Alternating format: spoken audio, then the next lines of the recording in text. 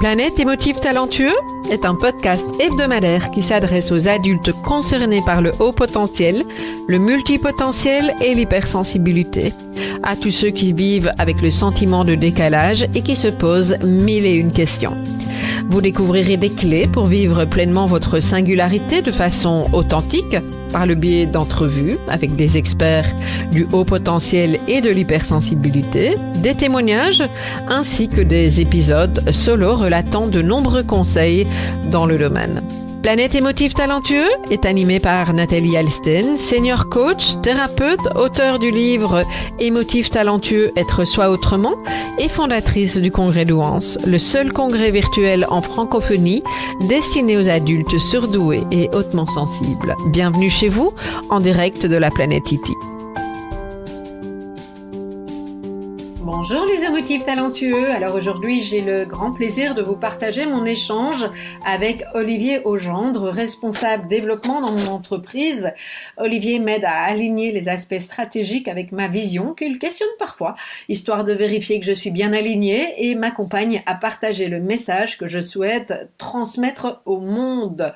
Il est également le trait d'union avec le reste de l'équipe et compte tenu de ma capacité à partir dans tous les sens, pas surprenant de me retrouver face à quelqu'un qui a un parcours relativement atypique.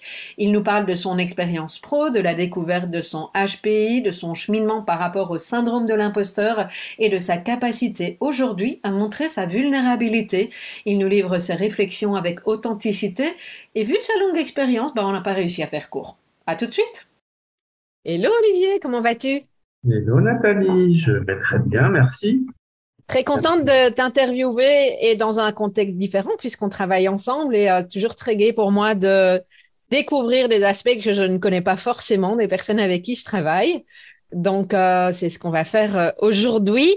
Alors, tu as déjà écouté une série de mes podcasts et tu sais que quand je propose un itinéraire émotif talentueux, je demande toujours au potentiel, multipotentiel, hypersensible, qu'est-ce qui te parle le plus? D'habitude, je prépare, là, j'ai pas pensé à préparer cette question-là. Tant mieux. Donc, au potentiel, hypersensible. Et c'était quoi le troisième? Multipotentiel. Multi, c'est celui qui me parle le plus. Pas plus je vieillis, je vais dire plus je grandis.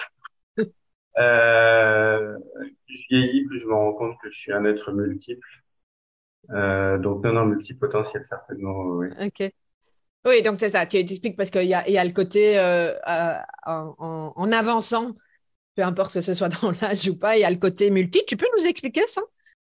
Comment ça se traduit chez toi? Ce que ça fait? Comment tu l'accueilles, ce côté multi? Déjà, ça se traduit, ça peut se traduire au travers de ma carrière professionnelle. Alors, je suis plutôt sur la fin qu'au début. Là, je vais avoir 58 ans cette année, je crois. Et j'ai fait plein de métiers différents. Plein. Déjà, j'ai arrêté mes études juste après le bac parce que j'ai commencé plein de petits trucs. J'ai commencé de l'informatique, j'ai commencé de l'histoire pour faire comme mon frère, comme mon père, comme machin. Et puis j'arrêtais, j'allais jamais jusqu'au bout. Et puis, donc ensuite, mes rencontres diverses et variées ont fait que je suis parti sur plein de métiers différents. Par exemple, j'ai été skipper de voilier. Traversé l'Atlantique avec Tabarly, qui en France en fait est très connu. Je sais pas si on le connaît en Belgique, mais enfin, dans le milieu de la voile, c'est quelqu'un qui est assez connu. J'ai dirigé un cabinet d'expertise comptable. J'ai fait quoi? J'ai dirigé une base de location de bateaux aux Antilles. J'ai été directeur de projet dans un gros cabinet de conseil américain. Enfin, voilà, donc multipotentiel dans ce sens-là, au sens où voilà, ça peut. Enfin, pour moi, je suis un touche à tout. J'adore découvrir plein de choses différentes. J'ai longtemps cru que c'était en fait un défaut, le fait de ne pas être expert en quoi que ce soit. J'avais l'impression que c'était quelque part. J'ai un sentiment d'imposteur qui a été très fort chez moi longtemps, parce qu'en fait, je me rendais compte que j'avais l'impression à chaque fois que dans un nouveau métier de pas maîtriser forcément ce que je faisais, ce que me renvoyaient pas les autres. Mes patrons m'envoyaient toujours, c'est super, Olivier, machin. Allez, j'avais l'impression de faire les choses avec facilité. Et du coup, je me disais, bah non, il se trompe sur moi, en fait. Je fais très bien semblant. Ok, je Voilà. fais très bien semblant. Ça, je pense que Ouais. ça va parler à toute une série de personnes qui nous écoutent. Hmm. Je fais très bien semblant et jusqu'au jour où je me suis rendu compte qu'en fait, c'était plus je me suis rendu compte, on m'a aidé à me rendre compte, Mhm. beaucoup de gens m'ont aidé à me rendre compte que, en fait, c'était une vraie compétence, en fait. Il y a des experts et il y a des gens qui sont experts de l'inexpertise, enfin, qui sont experts de comment dirais-je, de compétences transverses, en fait, Ouais. qui, Mais ça rejoint ce que tu dis souvent hein, quand on travaille ensemble, que tu as besoin de la vue d'ensemble et en tout cas, moi, c'est comme ça que je vois les choses. Tu crées du lien, tu vois le lien entre les choses. Oui, tout à fait. Ouais, ouais. Et, euh, et même quand tu dis, tu vois le lien, quand je me retourne sur enfin, ça fait longtemps que je réfléchis, enfin, jusqu'à il y a à peu près 40 ans, je fonctionnais que dans ma tête. Je suis issu d'une famille où on valorisait beaucoup, on valorise toujours, mais les compétences intellectuelles au sens I du terme, pas intellectuel, Mhm. Je vois bien. intelligence, quoi, pas intelligence dans son sens premier du terme. Et donc, j'étais celui qui avait pas fait d'études. Enfin, sachant que j'ai repris mes études à 35 ans et que du coup, en plus, donc, parce que justement, il me manquait quelque part un diplôme sur mon CV. Enfin, il me semblait qu'il me manquait un diplôme sur mon CV.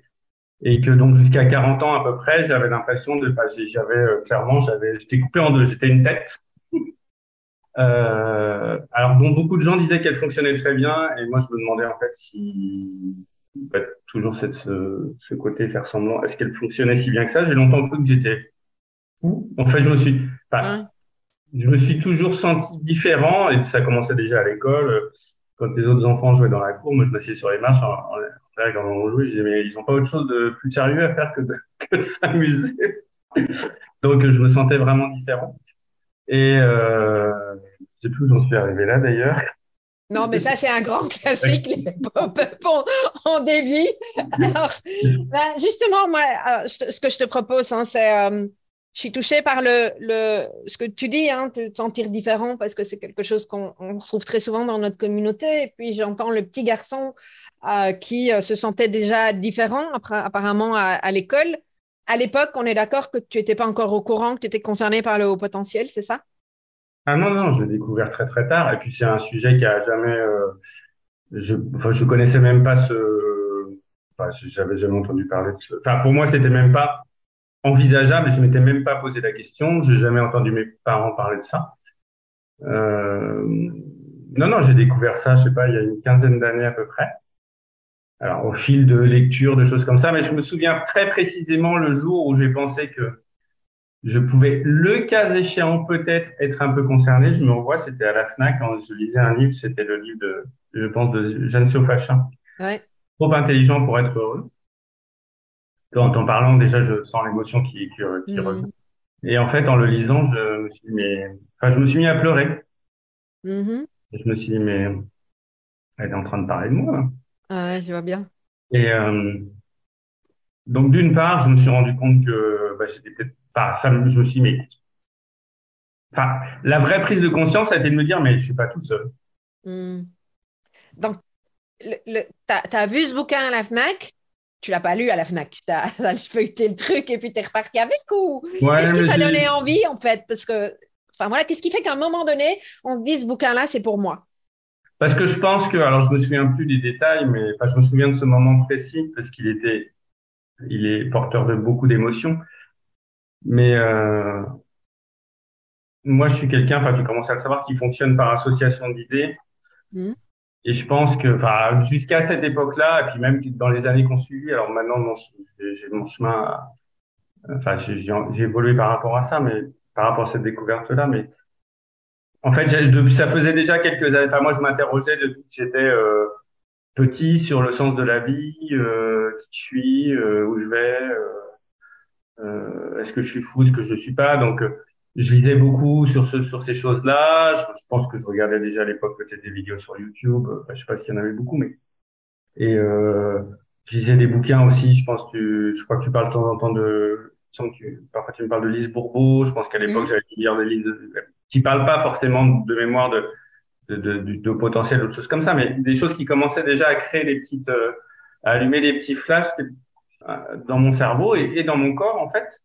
Et puis, donc, pour en revenir à mon propos, c'était du coup, moi, j'accumule de l'information ou des ressentis, pas de plus en plus des ressentis que de l'information, Mhm.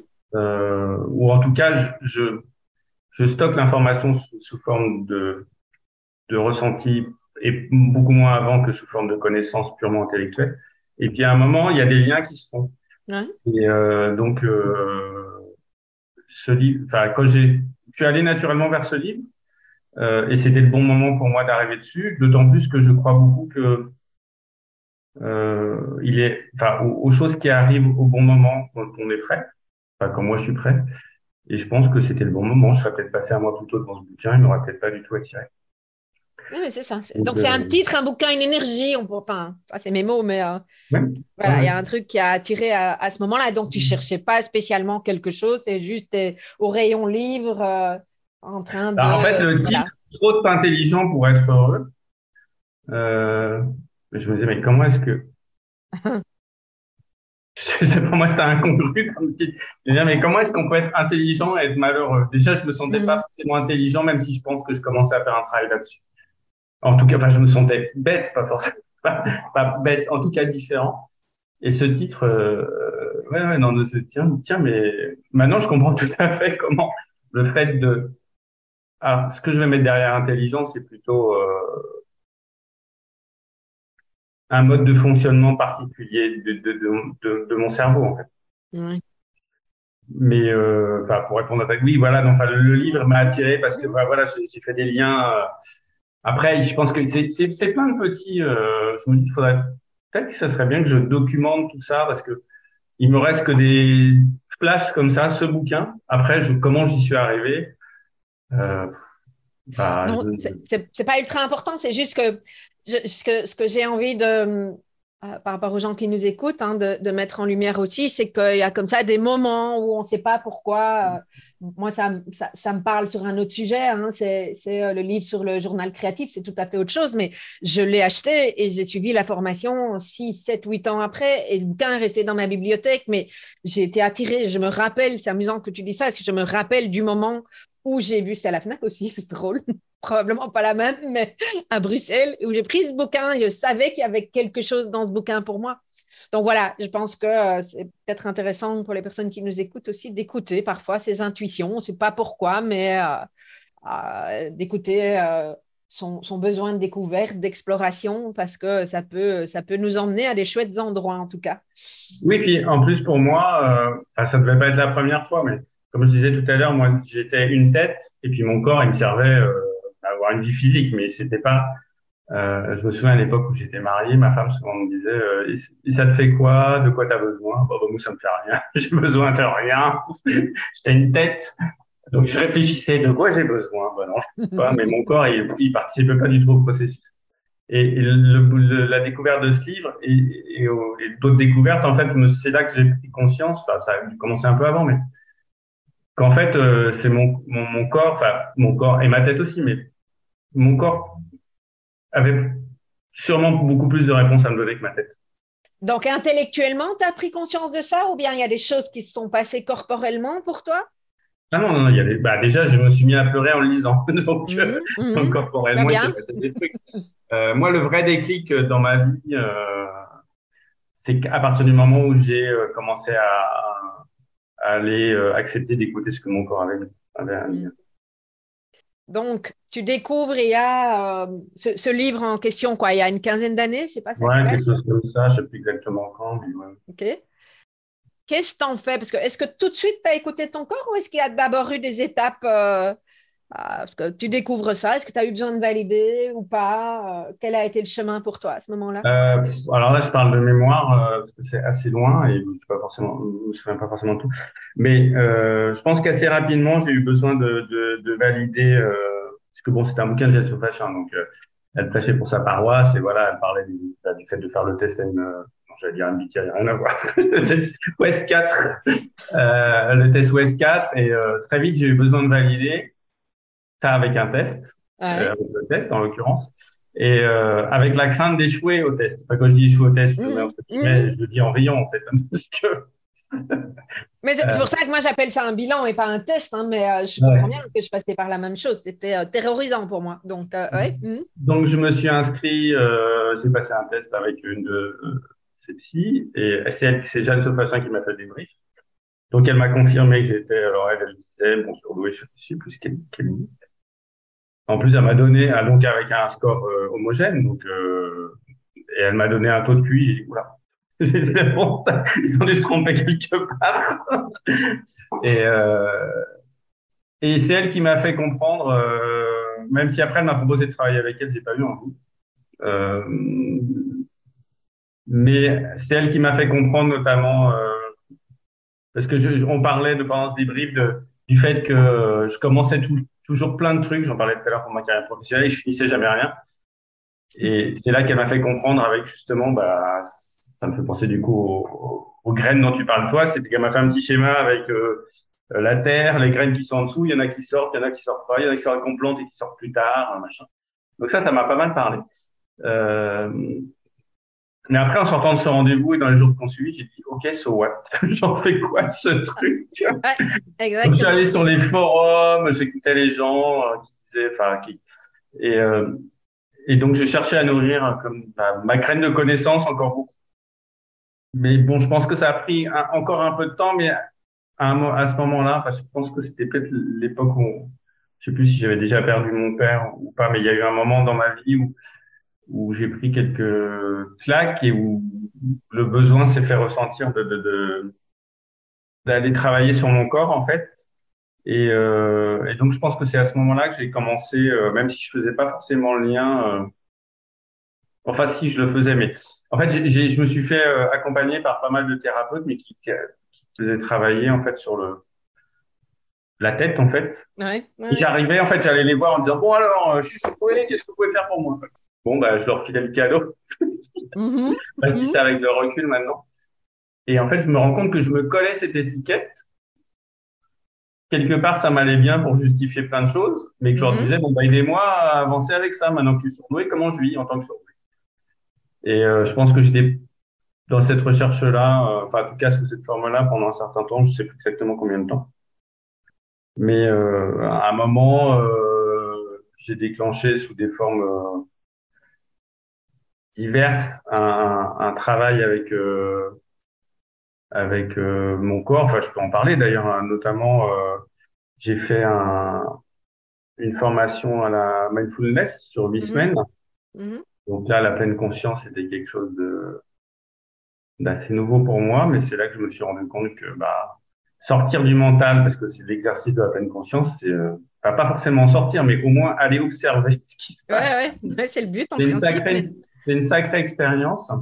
Oui, surtout que les 8 semaines de mindfulness, tu commences avec, on te demande de faire 30 minutes de méditation tous les jours. Je ne sais pas si c'était ton cas, mais moi, ça a été comme ça. Je crois pas, je sais plus. Moi, je me souviens du premier exercice, alors c'était en groupe. On nous fait fermer les yeux, on nous pose un truc dans la main. Après, on nous demande de découvrir cette chose dont on ne sait pas ce que c'est, ensuite de la mettre dans sa bouche. En l'occurrence, c'était un grain de raisin. Et ça m'a fait prendre conscience que, à quel point, enfin, c'est l'objectif de l'exercice, mais je vivais ma vie avec des schémas, des a priori, je bouffe une orange, par exemple, je vais la manger machinalement, je vais même pas découvrir le plaisir que c'est de manger d'une orange parce que je colle déjà une étiquette sur l'orange, ça a tel goût, ça a telle couleur, machin, donc voilà, je la mange machinalement sans autre chose. Alors que là, on me proposait d'aller faire un tout autre exercice, de découvrir un truc que je connaissais déjà, mais comme si c'était la première fois. Redécouvrir, en fait. Ouais, et puis du coup, au-delà de ça, la proposition que j'entendais, c'est aussi de vivre ma vie comme ça. OK.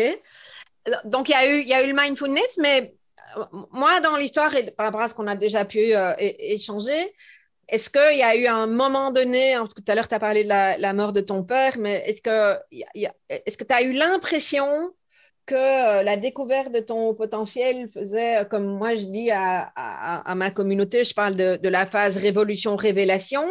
Est-ce que ça a été, oui, tu en parles parce que tu as pleuré, mais est-ce qu'il y a eu un switch tout de suite? Est-ce qu'il a fallu un événement dans ta vie pour te connecter à ton potentiel? Comment ça s'est passé pour toi? Bah, déjà, ça m'a servi, alors, je serais tenté de dire intellectuellement. Déjà, ça m'a rassuré sur le fait que j'étais pas fou. Mm-hmm. Ça m'a, ça m'a dit que j'étais différent. Mm-hmm. Mais ça, c'était OK pour moi. Okay, ouais. Je suis ému en disant ça. C'était OK pour moi d'être différent. Mm-hmm. Et ça m'a permis, au début, ça m'a permis d'éclairer sous un jour nouveau tout ce que j'avais vécu jusqu'à ce moment-là, en fait. Ouais.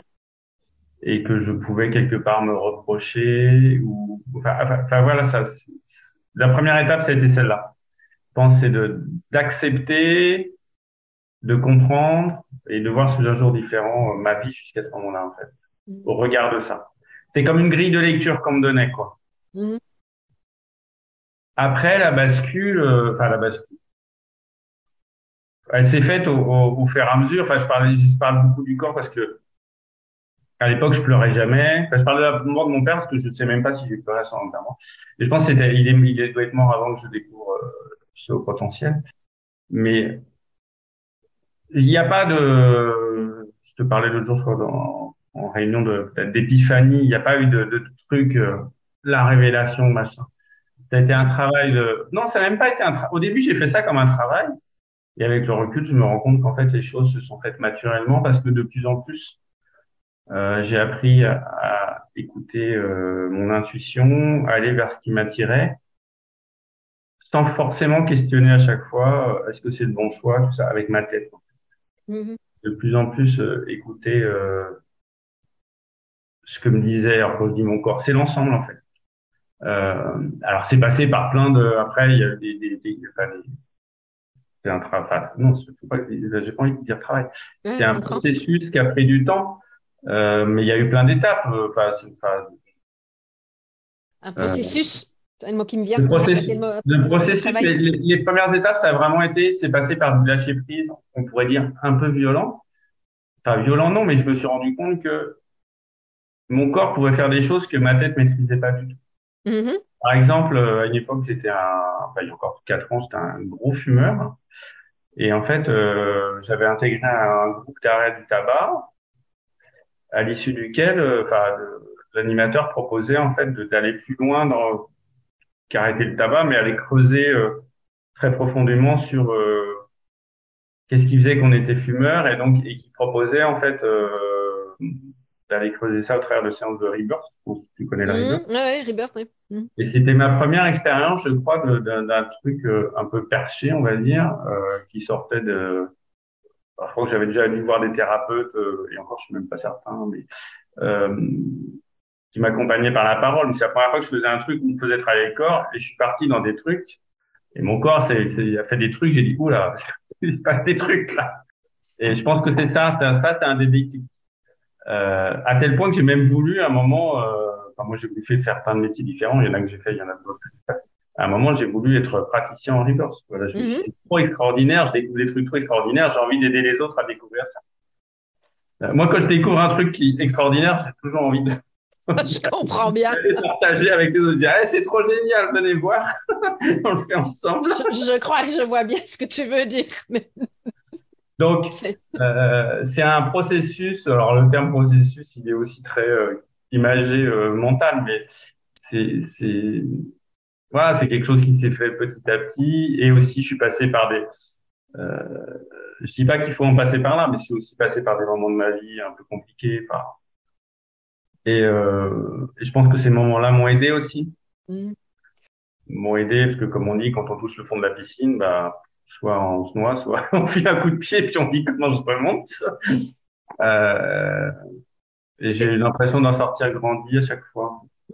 Mais c'est ces moments que moi j'appelle les ruptures de vie, hein, où alors la question que je me suis toujours posée, c'est de savoir si c'est parce qu'on ne voyait pas certaines choses et que la vie t'envoie ces cadeaux-là, même si tu les prends pas comme des cadeaux à ce moment-là où ça fait juste partie d'étapes, j'en sais rien, mais en tout cas, elles peuvent être importantes.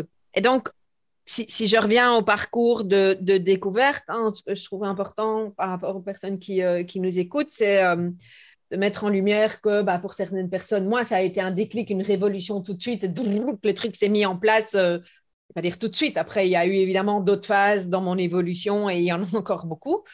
Toi, j'entends qu'il y a eu effectivement une conscience, mais et pour certaines personnes, c'est pas parce qu'on découvre le haut potentiel que tout de suite ça va changer ta vie. En fait, c'est à double tranche, pas tranchant, mais il y avait deux colorations. Il y avait ouf, je suis rassuré, je suis pas complètement fou, on va pas m'interner, je suis pas tout seul, je peux expliquer pour tout ce que j'ai fait jusqu'à maintenant avec cette grille de lecture. Et so what?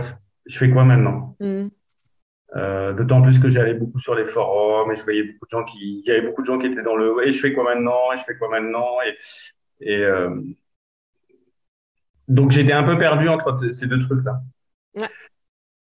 Ouais, je peux bien comprendre. Est-ce que tu en as parlé à ton entourage quand tu as découvert ta singularité ou pas? J'avais très envie de le porter comme un étendard. Vous avez vu, je suis intelligent. Mais bon, je pense qu'il n'y avait pas grand monde dans mon entourage qui aurait pu comprendre. Enfin, j'ai même pas essayé. Mes parents n'en parlent même pas. Enfin, mon père, je pense qu'il était plus là, mais je pense que ma mère, avec le recul, l'était aussi. Mais je crois que j'ai essayé de lui en parler, mais elle comprenait, elle n'a pas compris en fait. Je crois que j'en ai parlé qu'à ma femme. Mm-hmm. Après à mes enfants quand ils étaient un peu plus grands. Mais non, ça a été compliqué de trouver des gens qui parlaient de ça. Non, j'ai pas beaucoup. Non, j'allais sur les forums, je me suis inscrit à Mensa, mais bon, je suis jamais allé à aucun événement. Parce qu'en fait, même en sachant ça, je me sentais quand même coupé enfin, quand je lisais les messages des gens sur les forums, je me sentais pas forcément concerné, ou j'avais pas envie en tout cas. Donc non, j'en ai très peu parlé. Je pense on a échangé là-dessus avec ma femme, mais sans plus en fait. Non, c'est pas quelque chose que j'ai beaucoup partagé. Est-ce que ça t'a permis de voir que tu étais ou pas entouré de personnes qui fonctionnaient peut-être pas exactement comme toi, mais qui étaient également concernées par le haut potentiel? Ou parce que évidemment à l'époque, surtout avec le livre de Jeanne Théophachin, j'imagine que c'était juste le HPI. Moi, j'utilise rarement le haut potentiel intellectuel, je le vire de mon vocabulaire parce que je trouve que ça limite, mais ça, c'est moi. Mais donc, est-ce que effectivement, ma question, c'était est-ce que ça t'a permis de reconnecter à des personnes, à identifier dans ta famille, tes enfants, ton épouse, tes parents, que sais-je, tes amis, des collègues? En fait, c'était compliqué parce que j'avais l'impression d'en voir partout. Mmh. Et du coup, de plus en voir parce que je savais pas. Donc, j'ai. Non, j'ai pas. Enfin, je pense avec mes amis, par exemple. Je crois que j'avais essayé de leur en parler, mais ils comprenaient pas. Mais parce que moi, en fait, je venais encore à l'époque avec l'étiquette au potentiel intellectuel. Ouais. Ouais. Et donc, c'est ça que j'essaie d'identifier. Et je me rends compte maintenant qu'en fait, c'est largement autre chose que ça. Mais donc, non, à l'époque, j'étais pas outillé où j'essayais de regarder autour de moi, mais je me disais non, ah oui, ah non. Mais c'est une vraie question, hein, pour même chose sur les personnes qui nous écoutent. Ça peut encore creuser le sentiment d'écart pour certains quand on ne reconnaît pas les personnes dans notre entourage, quand on n'est pas reconnu là-dedans ou qu'on ne te reconnaît pas. Moi, ça a été le contraire. Je me suis rendu compte qu'il y en avait plein, qu'il n'y avait pratiquement que ça alentour de moi. Donc, ça a été sécurisant, mais pour toute une série de personnes, ça isole encore plus. Je ne sais pas si c'était ton cas, mais... C'est-à-dire que moi, par exemple, alors, je sais pas si c'est lié à mon potentiel, mais moi, j'aime bien toucher à tout. Enfin, je vais pas forcément, j'allais dire, je vais pas au fond des choses. C'est pas vrai, c'est une façon d'aller au fond des choses, mais j'ai changé plein de fois de métier et dans mon entourage, c'est pas le cas. Et mes amis comprennent pas, ils me disent tu te mets en danger, machin. Alors, j'ai toujours eu la conviction que je ne me mettais pas en danger en allant, entre guillemets, à l'aventure, quoi. Et donc, c'est quelque chose que j'avais du mal à expliquer, qu'ils comprenaient pas. Donc, Oui, et même c'est amusant parce que te connaissant, j'ai même l'impression qu'en faisant tout le temps la même chose, c'est peut-être ça qui te mettait en danger. Ah oui, c'est clair. Oui, oui. Mm. Ah oui, je pense que si on me disait demain de quoi tu as peur de mourir, je pense que je dirais de l'ennui, hein, d'ennui en fait. Ah ouais. Je, je rigole pas parce que je Non, mais rigole tu parce peux. que je te connais et que je me dis, toi t'ennuyer avec tout ce à quoi tu touches, ça m'étonnerait, mais j'entends bien. J'entends bien, effectivement. On a envie de te questionner avant de revenir peut-être sur la partie pro, parce que je pense que ça peut être intéressant aussi à entendre. Mais à quel moment tu as fait le lien avec, et est-ce que tu en fais un d'ailleurs, avec la haute sensibilité?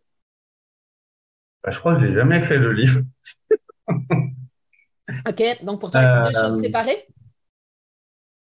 je m'étais jamais posé la question, à vrai dire. Je sais pas si je suis hautement sensible. Ah, si je pleure facilement. Enfin, je pleure facilement. À une époque, je ne pleurais pas du tout. Et maintenant, je suis très content de pleurer.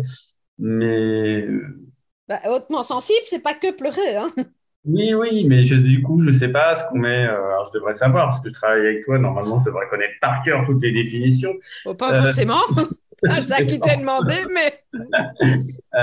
est-ce que je suis hautement sensible? Je ne sais pas. Non, je pense que je ne sais pas si je suis hautement sensible ou si j'accepte de plus en plus de me laisser toucher par la vie. En fait, c'est plus ça. Est-ce que c'est hautement sensible ou pas? Du coup, je me dis qu'on a peut-être tous cette capacité et que c'est juste une question d'acceptation et d'ouverture de cœur ou de je sais pas quoi. Et que donc je m'étais jamais posé la question de savoir si j'étais hautement sensible. Je sais que je me laisse de plus en plus toucher. Voilà. Ouais, ouais. Et c'est chouette. Enfin, moi, c'est quelque chose que j'apprécie chez beaucoup de personnes et chez toi en l'occurrence. Euh, Ce que je pense qui peut être intéressant parce que j'aime bien ce que tu viens de dire hein, par rapport à l'ouverture du cœur, etc. Et effectivement, mais il y a cette question d'intensité. Moi, en tout cas, si je reviens à ma haute sensibilité, il y a le côté haute parce que je sais que et dans l'équipe, vous savez tous ça, quand je vis les émotions, je ne les vis pas à moitié, c'est très intense chez moi. Hmm. Ah oui, oui, oui. Bah alors à ce moment-là, oui, bah peut-être que, enfin, je sais pas si, enfin, tu me connais un peu maintenant. Moi, je Un suis peu. quelqu'un que je suis une cocotte. Mais c'est l'exemple que je prenais il y a 2 jours. Je crois que j'ai tendance à en fait à laisser bouillir intérieurement, à laisser monter la pression. Effectivement, quand ça sort, euh, quand ça sort, ça sort. Quoi. OK. Donc, est-ce que c'est être, est-ce que, moi, je sais que je suis de plus en plus ému, touché par. En fait, je me rends compte que ce qui me touche, c'est le. J'y pensais l'autre jour là parce que j'étais à un séminaire autour enfin, de développement personnel sur la pleine conscience, plein de choses comme ça.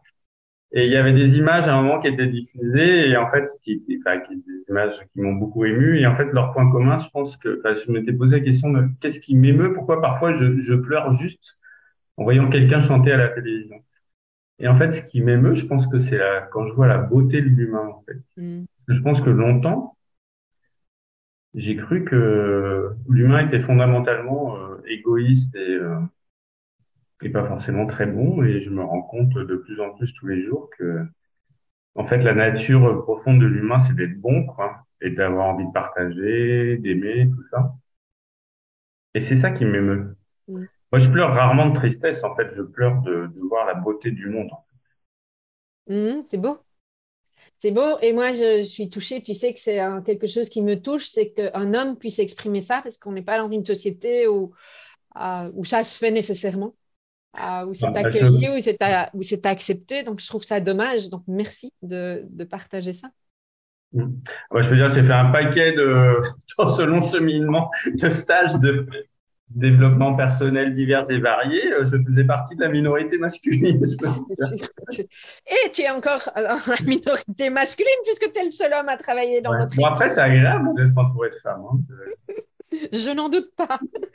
Euh, j'ai envie de revenir, si c'est OK pour toi, sur la partie. Alors, peut-être de revenir au petit garçon qui se sentait seul et dans ton parcours scolaire, tu disais que tu fonctionnais pas comme les autres, que tu te sentais beaucoup plus seule. Qu'est-ce qui a été facile ou compliqué dans ton parcours scolaire? Alors moi, la phrase qui revenait toujours sur mon, enfin, il y a peut-être beaucoup d'enfants, enfin, je pense qu'il y a beaucoup d'enfants dans ce cas-là, mais qui revenait souvent sur mon bulletin scolaire, c'est peut mieux faire si t'en donnais les Ouais, moyens. Ça m'a suivi toute ma vie. Peut c'est mieux dur, faire si t'en donnais les moyens. c'est trash ça, hein, mais ouais. Et donc, j'ai eu l'impression à chaque fois de tout rater de me dire, ah bah merde, si je m'en donnais les moyens, je pourrais avoir bac+5, être docteur en physique nucléaire, je sais pas quoi. Bon, maintenant, je m'en fous. Mais le peuvent mieux faire si. Mais c'est juste que c'était ma façon de fonctionner. Déjà, je pense que bah, j'avais des, entre guillemets, facilités. Je veux dire, c'est aussi ça qui a fait naître ce sentiment d'imposteur. C'est qu'il y a beaucoup de métiers que j'ai faits où, en fait, je faisais les choses assez facilement. Donc, du coup, je disais, bah, ça n'a pas de valeur parce que je l'ai fait facilement. Donc, on me paye cher pour faire un truc que j'ai fait facilement. Et en plus, après, je m'emmerde parce que j'ai fini le truc. Je suis bon, on fait quoi maintenant? Ah oui, ça c'est sûr. Ah, demain, faut faire la même chose. Ah non, putain, ça fait ce que, pardon. Excuse-moi. Tu couperas au montage Ou pas. ou pas. Voilà, donc c'est ça qui m'a suivi. Et en fait, pendant longtemps, enfin longtemps, même dans ma vie d'adulte, je me suis dit, merde, si j'avais su, je me serais donné plus de mal. Tu vois, j'aurais dû me donner plus de mal. Alors maintenant, je me dis pas, Mais j'aurais dû me donner plus de mal. comment c'était l'école? Pour moi, c'était horrible, tu vois, c'était chiant. Je me rappelle encore de mes maths. On parle régulièrement. Et pour toi, c'était barbant. Ah bah pour moi, c'était emmerdant, d'autant plus que bah, j'avais pas énormément de copains. Enfin, c'est comme maintenant, moi j'ai peu d'amis, mais moi j'ai besoin d'être dans des relations, je sais pas trop entretenir des relations sociales. Moi, c'est soit des relations profondes, soit professionnelles, soit, soit pas, quoi. Donc, aller à l'école pour enfin, jouer au foot, ça m'intéressait pas. Mais j'avais un ou deux amis assez proches. Mais je pense qu'on n'a jamais échangé sur ce dont je te parle là. Mais bon, c'était quand même, enfin, c'était des amis proches. Mais l'école, j'y allais, mais parce que je me disais, si je veux réussir ma vie, il faut absolument que je réussisse à l'école parce que c'est le seul moyen de m'en sortir. Et ce qui me vient aussi, c'est que moi, en plus, j'étais dans un milieu familial qui ne valorisait que l'apprentissage intellectuel. Donc, j'ai pas été nourri de ce qui me manque maintenant, mais j'essaie de me rattraper un peu. Mais j'ai pas été nourri de culture, d'art, de choses comme ça. Donc, quand tu t'emmerdes à l'école, mais qu'en plus on te fait pas découvrir, enfin, on te fait pas. Je prends ma part de responsabilité. Hein. Mm. Voilà, j'étais pas nourri non plus. J'étais pas nourri intellectuellement parce que bon, en fait, de ce qu'on apprend à l'école, c'est du par cœur, c'est du machin, c'est pas forcément passionnant, quoi. Je voyais D'accord. pas le sens de tout ça, mais je savais que c'était le passage obligé pour réussir ma vie. Bon, après, maintenant, j'ai compris que réussir sa vie, j'allais dire, c'est pas ça. Non, mais Ah, réussir on est bien sa vie, d'accord. ça, Mais il y avait un message paradoxal très fort quand même, hein. oui, Mm, bien mm. sûr. Et donc, qu'est-ce qui... Donc, après le bac, toi, tu fais quoi? Tu arrêtes l'école? Ce qui fait que, Bah, malgré ce message-là, tu vas bosser. Parce que c'est ça que je comprends, hein. En fait, j'ai essayé des trucs. Mon frère était journaliste. Je me suis dit, bon, ça me plaisait bien. Je vais être journaliste, donc je vais commencer les études pour être journaliste. Au bout de 2 mois, j'allais plus en cours. J'avais des potes qui faisaient des études d'informatique. Là, je me dis, ah, bah, je vais faire des études d'informatique. Au bout d'1 an, j'ai arrêté. Et puis, en faisant du bateau, j'ai rencontré un type qui m'a dit, ah, bah, je suis directeur d'une banque, viens donc avec moi. Donc, je suis rentré dans sa banque comme ça. Enfin, voilà, j'ai mis le pied à l'étrier dans le monde professionnel comme ça, en rencontrant quelqu'un dans le cadre d'un sport, d'un loisir. Donc. Mais entre-temps, j'avais travaillé sur un bateau à voile. Donc voilà, après, j'ai jamais fait de CV, sauf peut-être à 45 ans. Et après, les gens sont venus me chercher, en fait. Après, c'était au travers de rencontres pour faire des métiers différents. Souvent, les gens venaient me chercher, c'était des clients, des fournisseurs, des gens que je rencontrais dans le cadre de mon travail ou pas. Et les gens me disaient, ah, moi, je fais ça, est-ce que tu as envie de travailler avec moi? Je disais, mais j'y connais rien, ton métier. Les gens me disaient, mais je m'en fous, en fait. Moi, ce qui m'intéresse chez toi, c'est pas tes compétences. Moi, je sais que tu sauras tout faire. Ce qui m'intéresse, c'est de travailler avec toi. Donc, voilà, de fil en aiguille, je parle. Mais assez rapidement, je m'ennuyais, en fait, à une époque, enfin, je crois que le boulot dans lequel je suis resté le plus longtemps, c'est 4 ans. J'ai dû faire au moins 10 métiers différents. En fait, parce qu'au bout d'un moment, je m'emmerdais. Et puis même parfois, je passais des entretiens de recrutement, on me disait, ah, Olivier, quand même, tu es super qualifié. Moi, j'ai très envie de travailler avec toi, mais tu es sûr que tu vas pas t'emmerder? Et moi, je disais non, non, non, non. Alors, je savais pertinemment que j'allais m'emmerder, mais j'avais tellement envie de sortir de l'endroit où j'étais. Ouais, c'est intéressant, ouais, tout à fait. Mais non, c'est parfait. Donc, mais à 35 ans, j'avais l'impression que enfin, il y avait un modèle qui me faisait rêver, c'était le modèle de la grosse boîte américaine, des gens qui sortaient d'école de commerce et tout ça, donc qui était un truc inatteignable pour moi. Donc j'ai repris des études en cours du soir et c'est difficile pour moi parce que je suis pas moi j'ai besoin de plaisir pour travailler, donc c'est un peu compliqué. Donc j'ai repris des études en cours du soir, j'y allais mais je bossais pas beaucoup. Et donc du coup je suis passé de bac à bac plus 5 en 2 ans et j'ai été recruté par une grosse boîte américaine de conseil, enfin 600 000 salariés, le truc. Et pareil, j'ai été recruté par un type qui m'a dit, mais toi, Olivier, t'es totalement atypique par rapport aux gens qu'on recrute d'habitude, mais moi, je vois bien quelle place tu pourrais prendre chez nous. Donc, effectivement, on m'a fait rentrer par la fenêtre, mais bon, après, dans ce genre de boîte, de toute façon, au bout d'un moment, t'es quand même broyé un peu par la machine. Enfin, j'ai pas été broyé par la machine, mais je me suis auto-broyé pour pouvoir me sauver, en fait. Donc, et puis pareil, il a un énorme sentiment d'imposture, alors qu'on me disait que j'avais des évaluations. Dans ces boîtes-là, t'es évalué, t'as des notes, machin. J'avais des super évaluations. Alors moi, je me sentais pas du tout à ma place, pas du tout efficace. Et puis, tu te sentais pas à ta place. Et puis, est-ce que je comprends aussi que ça t'a demandé pas mal d'énergie pour rester dans ce canevas, dans cette, finalement, conformité? Et c'est ça qui est paradoxal, hein, c'est que dans notre communauté, on vient nous chercher par rapport à notre côté atypique. Et puis, en même temps, dans mon expérience, en tout cas, on nous demande quand même de rentrer dans un cadre. Je ne sais pas si ça te parle, ça. En entreprise, tu veux dire? Ouais. Ah oui, oui, je pense que c'est la difficulté de ce type d'exercice, entre guillemets, c'est que, oui, effectivement, ce qu'on vient chercher, c'est notre côté différent. Et en même temps, cette différence, on ne sait pas quoi en faire, en fait. Quelque part, elle fait peur. D'autant plus que moi, j'ai été amené, je pilotais des équipes, des projets, à la limite, moi, je travaille plus facilement à côté, on a déjà eu cette discussion, oui. que au-dessus. Et là, on me demandait, en fait, c'est très hiérarchisé, on me demandait de travailler au-dessus.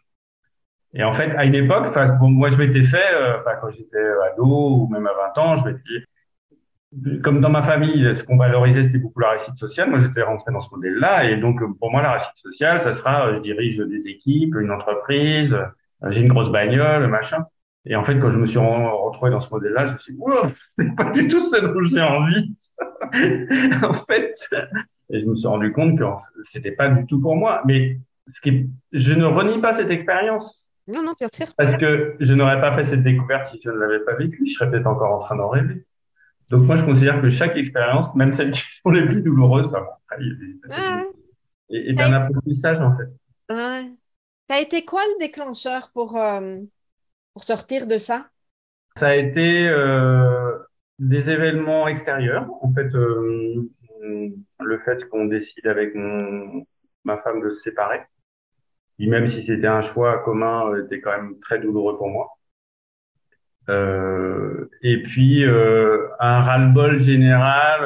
Ça faisait quand même pas mal d'années que je dévorais des bouquins entre guillemets de développement personnel sur choisis ta vie, trouver son ikigai, machin, et que bon, c'était que j'étais, comme tu dis, t'avais là ça la graine de connaissance, mais à un moment, j'étais tellement dans le mal-être du fait de cette séparation, et puis ça faisait 10 ans, je crois là, j'étais vraiment resté longtemps dans cette grosse boîte américaine, peut-être 10 ans, je sais plus.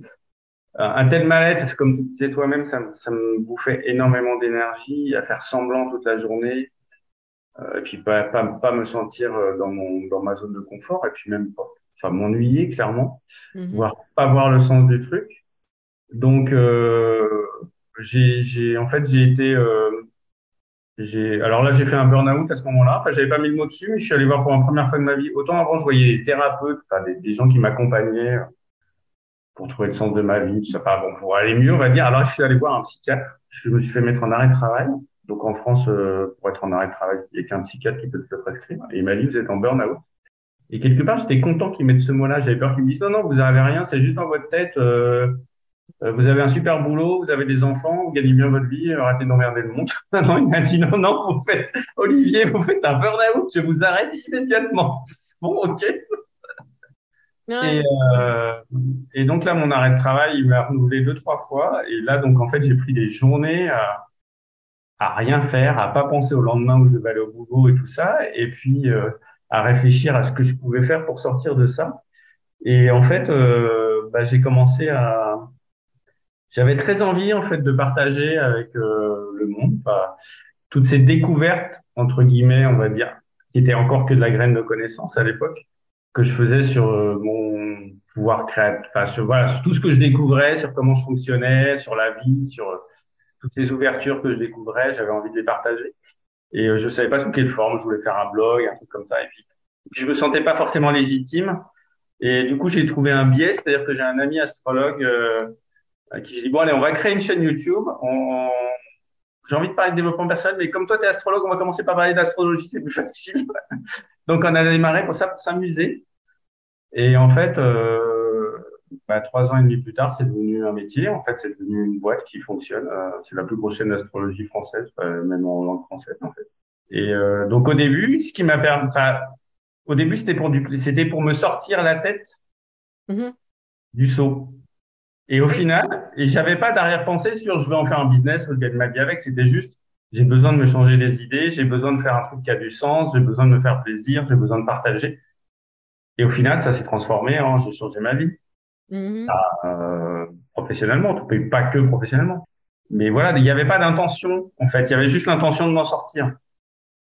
Oui, une écoute intérieure, j'entends une petite flamme qui s'est rallumée à ce moment-là, on dirait. Enfin, oui. Parce que j'avais trouvé comment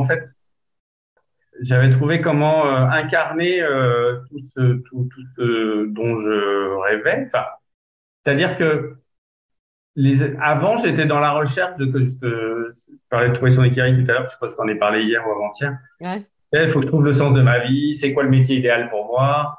Et en fait, j'étais dans cette recherche-là et je me disais sans arrêt, tant que j'ai pas trouvé les réponses, je peux pas avancer, je suis bloqué parce qu'il me faut absolument la réponse pour avancer. Et en fait, là, le déclic, mais je me suis même pas posé la question consciemment, je pense, ça a été de mettre une petite action en place. Tiens, on va faire une vidéo pour s'amuser, machin. Et en fait, de fil en aiguille, je me rends compte que le sens, je le trouve en faisant. Et alors que moi, j'attendais de trouver le sens pour faire. Ouais, en fait, c'est le truc à l'envers. Ouais, mais vraiment. Le truc à l'envers. Donc, moralité de l'histoire, les personnes qui nous écoutent, c'est démarrer, faites un premier pas, un petit pas, un pas à la fois. Ouais. Et n'ayez pas peur de vous tromper parce que de toute façon, à la limite, si c'est quelque chose qui vous plaît pas, vous aurez appris au moins un truc qui vous plaît pas. Vous aurez appris quelque chose. Je pense que toutes les expériences, même chose, nous permettent, et ça change, en tout cas, en ce qui me concerne, ce qui était vrai hier, il n'est plus forcément vrai aujourd'hui. Bien sûr. Et c'est important de pouvoir écouter ça avec notre casquette multipotentielle, puisqu'on a besoin de varier beaucoup. Est-ce que tu aurais envie de partager d'autres personnes qui nous écoutent? Je vois le temps qui file avec un bel échange, mais qu'est-ce que tu penses qui serait encore important, chouette à partager à la fois à travers tes expériences ou ce que tu vis maintenant ou une clé ou les trois personnes qui nous écoutent? Je pense à ça c'est peut-être entendu à travers tout ce que je dis, puis tu me connais un peu, mais même si c'est encore très prégnant chez moi. Je suis quelqu'un de très perfectionniste. Et donc, pour moi, il faut que ça soit parfait avant de le montrer au monde. Et il y a un truc qui m'a beaucoup aidé, notamment à l'époque où je faisais des vidéos sur YouTube. C'est la phrase « fait est mieux que parfait ». Voilà. Donc, n'attendez pas que ça soit parfait. Ça ne le sera jamais. Faites-le. Voilà. Merci, Olivier, pour cet échange. Il y a autre chose que tu voulais encore dire? Parce que je vois le non-verbal. Speedy Gonzalez. En fait, c'est frustrant cette question parce que j'ai tellement de choses à dire. Après, les gens, quand je partagerai, les gens viendront voir s'ils veulent. Moi, je ferai beaucoup attention aux signes. Enfin, aux signes. Moi, maintenant, parce que comme je les vois inconsciemment sans forcément les chercher. À l'époque, je les cherchais.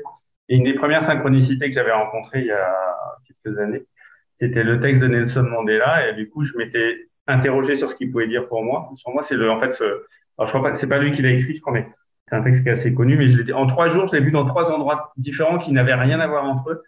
C'était le texte dans lequel il dit n'ayez pas peur de montrer votre lumière au monde.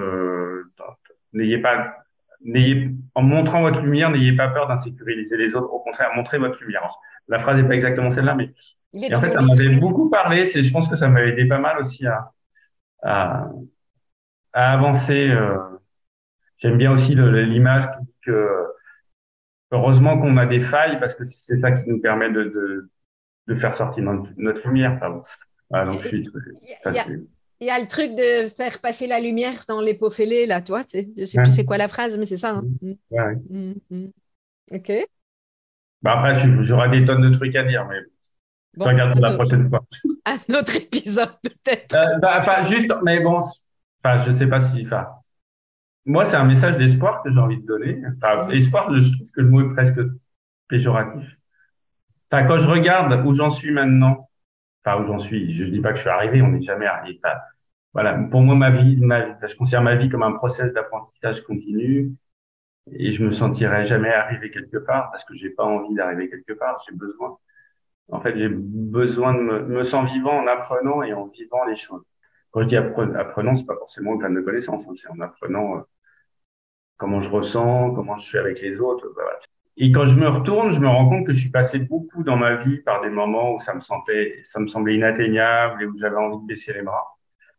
Et voilà, c'est ça que j'ai envie de partager, c'est que ces moments-là qui m'ont construit, j'en serais pas là si je les avais pas vécus. Et que voilà, j'apporte un regard attendrissant sur ces moments-là et que maintenant, quand je me lève au réveil le matin, la première chose que je fais, alors j'essaie de faire ça comme un automatique, c'est qu'est-ce que je vais vivre de merveilleux aujourd'hui, hein. Je reprends l'exemple de tout à l'heure du raisin, quand j'ai découvert la méditation de pleine conscience. En fait, j'essaye de vivre chaque nouvelle journée quand je me réveille. Alors maintenant, je commence par 1 heure de méditation, mais on n'est pas obligé de faire 1 heure de méditation, on peut pas. Mais en me disant, c'est une nouvelle journée. En fait, je recommence avec 24 heures, je sais pas combien d'heures, enfin, j'ai pas le chiffre en tête, mais peu importe. C'est nouveau. Je peux repartir de zéro par rapport à hier. Bon, après, il y a l'environnement qui fait qu'on repart pas totalement de zéro, mais ma journée va être ce que je décide d'en faire, moi. Entre guillemets, enfin, je veux pas, mais voilà, j'essaye de partir avec cet état d'esprit-là. Et quand je me retourne, quand je regarde le petit Olivier ou le grand Olivier il y a 1 an, ou le petit Olivier il y a très longtemps, je me rends compte du chemin parcouru et je trouve ça top parce que je me dis, waouh, c'est génial. Toutes les craintes que j'ai, à une époque, désolé, là, passer le temps de partie, j'arrête. Pas grave. Non, mais à une époque, moi, je fonctionne beaucoup par période. À une époque, pendant 6 mois, je noircissais tous les matins mes 3 pages du matin. C'est pas, l'idée, c'était pas d'écrire, l'idée, c'est juste de noircir des pages pour se vider la tête, pour pouvoir utiliser sa tête pour autre chose. Et c'est marrant parce que c'était une époque de ma vie, c'était il y a 3-4 ans, justement, où ça allait pas très bien. Et je relis régulièrement ces pages-là. Et je vois quelles étaient les craintes que je posais, les rêves que je posais, des choses comme ça. Et quand je relis ça maintenant, je me dis, mais en fait, c'est marrant parce que toutes les craintes que j'avais, sur le moment, elles étaient justifiées. Mais avec le recul, je me rends compte que je n'avais aucune raison d'avoir ces craintes-là. Parce que la vie est tellement bien faite que, en fait, elle t'apporte ce que tu en attends. Donc, forcément, j'avais des craintes sur la vie. Donc, tous les jours, je rencontrais mes craintes. Mais à partir du moment où j'ai réussi à rentrer dans un process de plaisir, par exemple avec l'astrologue, on me dit tiens, on va se faire plaisir, on va tourner une vidéo. Les craintes passaient au second plan et petit à petit, je construisais quelque chose. Et quand je regarde derrière, en fait, je me dis mais waouh, c'est marrant, voilà, donc c'est, je sais pas quelle morale en tirer, mais voilà, c'est ce que j'ai envie de dire. Mais c'est touchant, tu sais, parce que tu mets en lumière la partie peur, hein, on passe tous par là. Quand on regarde en arrière, nos peurs, elles n'ont pas forcément été rencontrées, sauf si effectivement, je vais le reformuler à ma manière, mais c'est comme si, à force de se concentrer sur les peurs, on finit par les activer, même si ce n'est pas comme ça que tu as dit les choses, mais au contraire, quand tu parles du merveilleux, enfin, c'est ce que j'ai entendu, si on décide d'activer cette partie-là, en fait, chaque journée est une possibilité de pouvoir se reconnecter à ça. Enfin, c'est un chouette message. Pour moi, c'est une question d'énergie. On a déjà eu cette discussion. qu'est-ce que j'ai envie de vibrer aujourd'hui? Parce que je crois beaucoup au fait que les énergies semblables s'attirent. Et voilà, c'est pas. Si je me lève du mauvais pied, bah forcément, je vais me fâcher avec tout le monde dans la journée. Bon, là, c'est caricatural, mais voilà. Donc, c'est quelle énergie j'ai envie d'échanger avec le monde aujourd'hui? C'est ça la question. Alors, on va vraiment arrêter là parce que je sais comment on fonctionne. Quand on commence, on n'arrête jamais. Ou alors dans un autre épisode. Mais merci en tout cas pour ce partage. Merci Nathalie. Dans cette interview, on a parlé de développement du potentiel et si vous souhaitez découvrir mon approche à travers le cycle des 5 graines et tester où vous en êtes ainsi que de recevoir des pistes, eh bien, il vous suffit de vous connecter à www.emotifs, donc au pluriel, talentueux.com/graines au pluriel également. C'est gratuit et vous recevrez vos résultats personnalisés. À bientôt!